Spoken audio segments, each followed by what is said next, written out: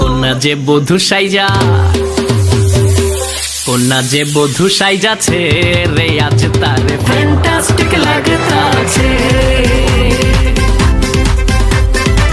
কন্যা যে বধূ সাইজাছে রে, আজ তারে ফ্যান্টাস্টিক। তো গাইস, আজকে হচ্ছে মতিন ভাইয়ের বোনের বিয়ে, আর আজকে আমরা সবাই এনজয়তে আছি, আর আপনাদেরকে অবশ্যই দেখাবো আজকে এখানে কি হচ্ছে না হচ্ছে। আজকে গায়ে হলুদ, দেখা যাক কি হয়।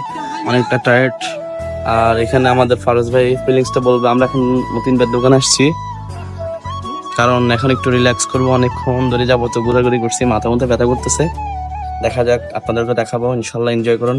গাইস, আজকে হচ্ছে হলুদের নাইট, কারণ হলুদের মতো মজা আর এনজয় শুধু হলুদের নাইটে হয়। আর এমনি তো বিয়েতে তেমন মজা নাই যেরকমটা হলুদে মজা আছে। আর গাইস, আমি এদিকে বসে বসে পাহারা দিচ্ছি যেন কেউ এই জিনিসগুলো নষ্ট না করে। খুব সুন্দরভাবে সাজাইছি, মনে মনে ভাবিস আমার যে কোন দিন হবে এরকম হলুদ আর বিয়ের নাইট। আমার নাম পারভেজ।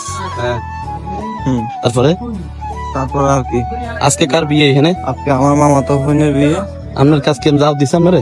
না, আমি বিনা দাওয়াতি।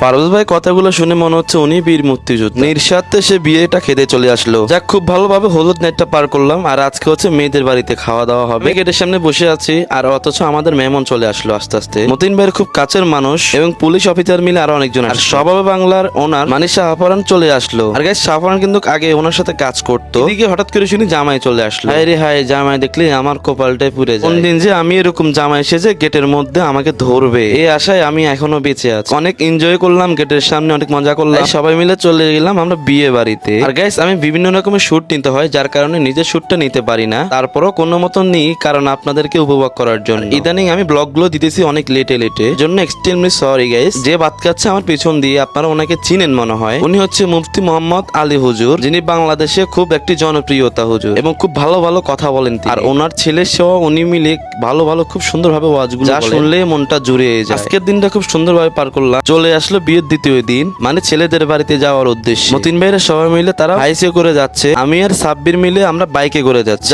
দূরতে দূরতে চলে আসলাম ছেলেদের বাড়িতে। খাওয়া দাওয়া করার জন্য রেডি হয়ে পড়লাম, কারণ ক্ষুধা অনেক বেশি লাগছে। খাওয়া দাওয়া শেষ করলাম তাড়াতাড়ি, আর আমিও চলে গেলাম বাইক নিয়ে।